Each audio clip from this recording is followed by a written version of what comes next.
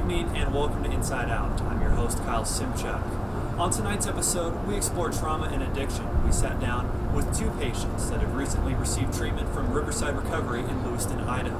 But first, we begin tonight with Sarah, the executive director. We deal with a variety of clients and circumstances and situations. People come in here, a lot of people come in here through felony probation, misdemeanor probation, so some sort of legal trouble, and they're court ordered, they have to be here. Some of them are really happy to be here, and some of them sure as heck don't want to be here at all. Can you talk a little bit about working with the court programs here? Idaho is a little bit different than a lot of other states. We have what we call diversionary court programs. So we right here at Riverside do the mental health court program. So if somebody gets charged with a criminal offense, whether it's a misdemeanor or a felony, and they're diagnosed with some sort of mental health diagnosis. And so then we don't want that revolving door. We don't want the prison system to be where our mental illness and our addiction and our trauma treatment is being done, because it's not effective. It's not the strengths-based approach that we want. And so we have mental health courts. So they come into a treatment program. They come into the substance abuse treatment. They get mental health treatment. They see a psychiatric nurse practitioner. They get their medications brought to them every single day. They do groups and individuals, and we just kind of wrap a bunch of services around them, and it lasts for about 2 years. And we see our success rate just much higher than the average success rate because of the length of time and the intensity of our services. So when people arrive here, what's the very first thing that you do? The first thing we do is we do an assessment, and that's where we kind of gauge where they're at, what they need, what they want, what they're willing to do. We try and offer them hope so that they can see that change can happen. That way we have to support them. How do you display that? A lot of times we talk about this is what treatment looks like. You know, you come to a group, you're going to meet other people in the same situation and circumstances as you. And the good thing about group is that people are in all different stages. There are people that are going to be brand new just like you, and there's some people that have been here for months and months. And so that gives you hope, because you can look towards other group members and say, I'm going to be like them here in a few months, or in a year from now, that's who I'm going to be. And so we really kind of instill that sense of hope in them. And is it the same treatment for everyone, or is it kind of tailored to the addiction or the trauma? Well, everybody's treatment is different. We tailor it based on what their needs are. So we have certain groups that we do 4 nights a week here, and so we'll put them in the group that's the most appropriate. We have a group that's just for women and a group that's just for men. We have a relapse prevention group. We have like kind of a family night, and then we have kind of a process night. And so we'll put them in the groups that we think are most appropriate for them in the moment. We also have some specific mental health groups.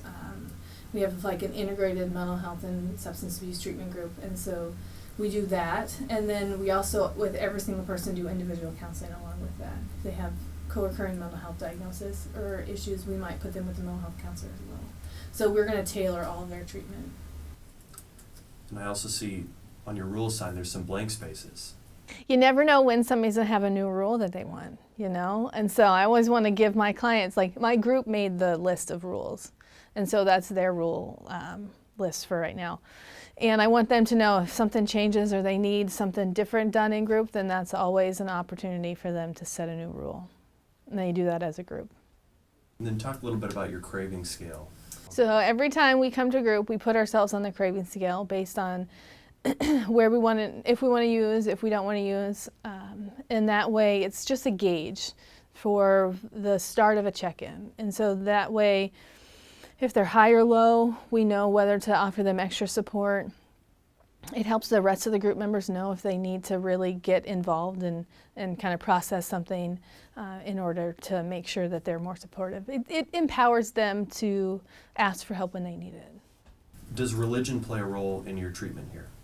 Spirituality definitely plays a role in our treatment here. I don't think, we're 12-step based, and so when we talk about making changes in our lives, our spirituality and our spiritual beliefs are important, because if we have to take all of this on our own, that can be overwhelming. And so whatever somebody's spiritual beliefs are, that's what it is that's going to help them. We're not going to dictate or tell them what they need to believe or any of that.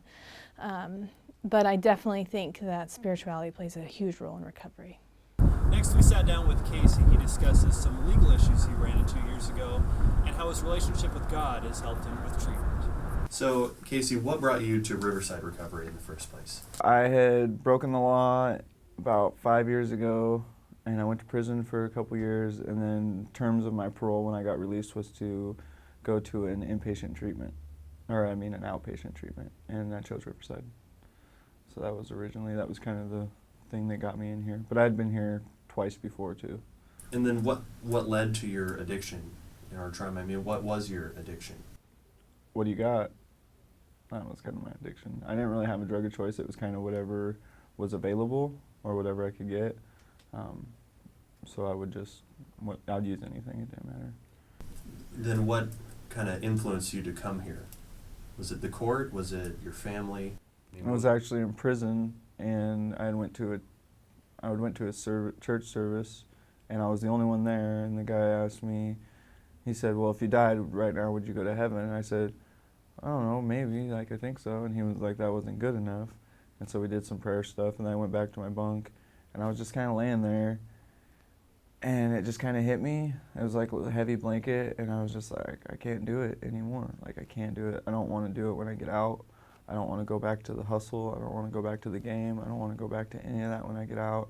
I asked for I gave it a complete abandon, and I was just like, just help me. I can't do it, And he basically said that, it wasn't a big booming voice or anything like that, but inside I felt like I didn't have to do anything anymore. I was surrendered. So, and then he started giving me blessings, contact with my daughter, things that were positive, and then I got out, and I hit the ground running as soon as I got out, came here, put in the work, put in the willingness, became willing to do anything, whatever it took, if I had to walk 10 miles to stay clean and sober, I'd walk 10 miles to stay clean and sober. Did you have any doubts about the treatment when you first arrived? All my doubts were about me. Like, will I do it? Will I get it? Because I had been clean and sober before. I'd done treatment before. I've been through inpatient, outpatient. I've done 4 prison sentences in my life. So it's like, it got to a point where at first it was like, am I even really gonna be able to do this? Or am I just jumping through the hoops so I can go back to what I was doing before? I didn't really have any self-confidence. Well, then what was the moment when you thought, maybe I can do this? Maybe this is working? It was when I started changing things about myself, and then things started happening. Like, I would change something, like a behavior, and then I would start replacing it with a new behavior, and then I would get positive results instead of negative results. And that happened more and more, and then it became kind of like a reassuring thing. Like, then when I found another character defect, or I found something else that I didn't find was okay with me, something I didn't think was healthy, and I would change it, I had confidence in changing it because all these past experiences showed positive change. So I was like, well, if I change that, it'll be for the positive. And so everything started becoming positive. And then once everything started becoming positive, I just felt like treatment was really paying off, and I just craved more. So I was like, well, what more can I do? What else can I do? Where else can I go? How else can I be of service? How has your life changed since when you first walked through these doors? What kind of person have you become, I guess? I've become a more understanding individual. I've become a more loyal individual, a more determined individual, a more focused, I'm more honorable, honoring appointments. My word means something. I'm a better father, I'm a better friend, I'm a better boyfriend. I'm just, all around better without drugs and alcohol and with recovery and, working certain steps. I also go to AA, which is a big part of my recovery, and that keeps me very grounded. And so I have a lot of things that keep me accountable, I guess. Like, it's almost hard to go back to using now. Well, so what is the future for you? Well, I do tattoos as my career, and I'm a cook as my job. And so my future basically is eventually expanding and going to a bigger city and progressing in my tattoo career. And then, of course, having a wonderful father-daughter relationship with my daughter, and then, you know, I mean, of course, eventually, same thing everyone wants, you know, I mean, finding somebody and, you know, creating a family and moving on and, you know, having a solid foot ground in the community. And What are you looking forward to the most? actually, as of right now, I'm looking forward to going into jails and institutions and doing the recovery coaching. That's kind of the thing I'm looking forward to the most right now. And I'm getting close, so. Do you think it'll help the inmates because you can relate? Yeah, I'm hoping so. I'm hoping I can help them. You know, I mean, one of the things I want to do is bring drug and alcohol awareness to the community. You know, not just alcoholic drug addicts, but people who don't understand the addiction, people who don't understand the alcoholism, people who are like, well, why don't you just quit? You know, I had a lot of people tell me that. You know, why don't you just quit? You know, I don't know. Deep in my addiction, at the end of my addiction, I couldn't quit physically. Like, I wanted to quit. I would cry while I was using. I would be broken down, be miserable, and I wanted to quit, but I couldn't quit. Like, I just physically couldn't until I got arrested, and they forced me to quit. How has Riverside Recovery helped you so far? Immensely. I've basically I've changed so many behaviors, so many things in my life I've done differently. You know, how to live a life with balance, how to live a life with purpose, how to judge situations and stuff before I do them, how to act instead of reacting out of a situation, how to control feelings and emotions without going and getting loaded. Like, and just how to be a better, not even a better person, be the person who I'm truly meant to be. Another patient we spoke with was Angela. Her addiction started at a young age. She said Riverside played a critical role in her recovery, improving her health and her family. I lived with an alcoholic mom. My parents divorced when I was 6. I have a sister that's 8 years older than me, and I didn't know it at the time, but she had a meth addiction. My mom spent days at the bar, sometimes nights. She wouldn't come home. So my older sister would have parties at the house, and that's when we were exposed to it. I think it was a way of her letting us contribute to it so we didn't tell on her too. What do you think led you to your addiction? I would have to say my childhood probably did, and the fact that I was introduced to it when I was 8 years old, and it just kind of became a way to numb feelings or situations. It was kind of like an escape. Then what brought you here? Was it the court, was it your family, or was it you? It was me.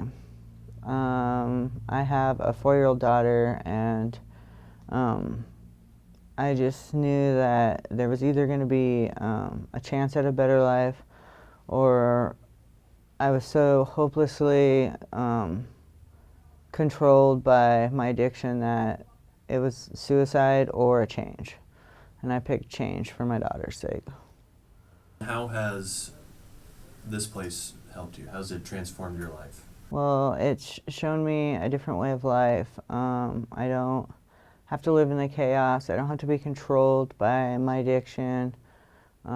Feeling is a good thing, and how to deal with the feelings, how to relate to others, how to get through situations that before I would use over and avoid, how to make friendships with positive people and relate to people. What would you say has been the proudest moment of your life? Probably walking in these doors, being able to walk in these doors and that I'm still here and still clean and sober. How has your experience here been so far? I don't think I anticipated it being so life-changing, and I actually come here on days that I'm not even supposed to be here. I have a really good relationship with the staff. This is kind of like my home. So, And how long have you been in treatment here for? since January. What have you learned while you've been here? How addiction plays a role in our lives, that it's a disease. There's a new way of life, how to deal with life, how expressing our feelings and struggles with a group of people and getting feedback and suggestions is very useful. How to work a program as far as meetings, sponsor, working the 12 steps. That's about it, I think. I'm feeling positive about life, like I actually have a direction. I have goals that they've helped me set up here. I plan to actually use what I've learned here to help others and possibly be a drug and alcohol counselor. You see that in your future, becoming a drug and alcohol counselor? Yes. Did you see that before coming here in treatment? I mean, did you ever imagine? No, I kind of, in a way, wanted to do social work, but after being here and, of course, being an addict, it is something that I've valued as being able to help others who have gone through the same struggle.